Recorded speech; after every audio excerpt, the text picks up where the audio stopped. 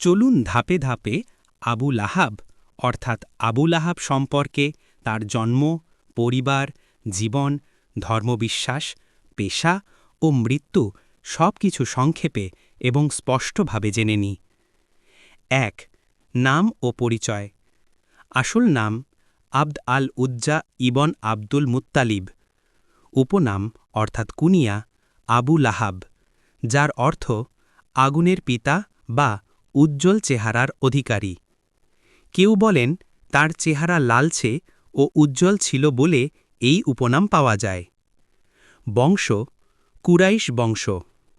পিতা Abdul Muttalib অর্থাৎ আবু লাহাব ছিলেন নবী মোহাম্মদ সাল্লাল্লাহু আলাইহি ওয়াসাল্লামের চাচা। ২. জন্ম ও বেড়ে ওঠা। জন্ম মক্কায়, সম্ভাব্যভাবে খ্রিস্টীয় ষষ্ঠ শতাব্দীর শেষ দিকে, প্রায় ৫৬০ খ্রিস্টাব্দের কাছাকাছি। তিনি কুরাইশের অভিজাত পরিবারের সন্তান ছিলেন এবং ছোটবেলা থেকেই ধনীবার পরিবারের পরিবেশে বড় হন। কুরাইশ বংশের ব্যবসায়ীরা মক্কার সমাজে সম্মানিত ছিল। তিনিও সচ্ছল জীবনযাপন করতেন। ৩. পেশা ও সামাজিক অবস্থান। ব্যবসায়ী ছিলেন, ধনী ও প্রভাবশালী। তিনি মক্কার প্রভাবশালী নেতাদের একজন ছিলেন।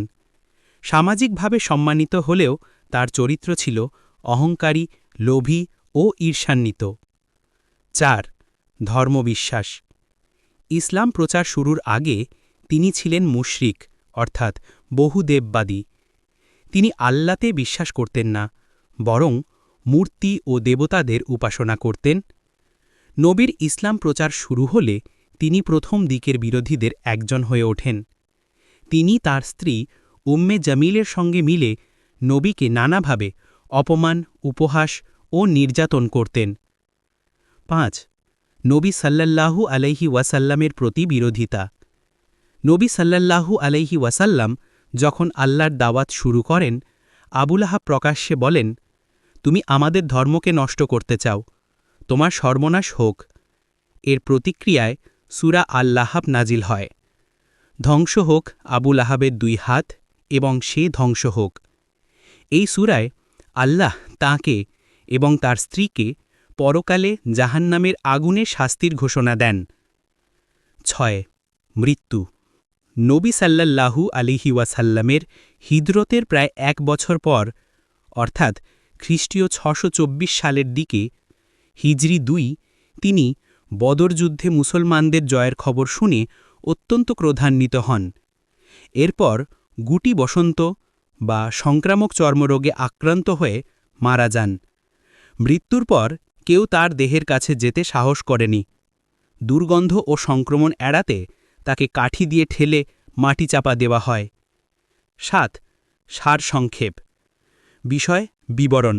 পূর্ণ নাম আব্দুল উজ্জা ইবন আব্দুল মুত্তালিব। উপনাম আবু লাহাব। সম্পর্ক নবী মোহাম্মদ সাল্লাল্লাহু আলাইহি ওয়াসাল্লামের চাচা। জন্মস্থান মক্কা। ধর্মবিশ্বাস মুশরিক অর্থাৎ বহুদেববাদী।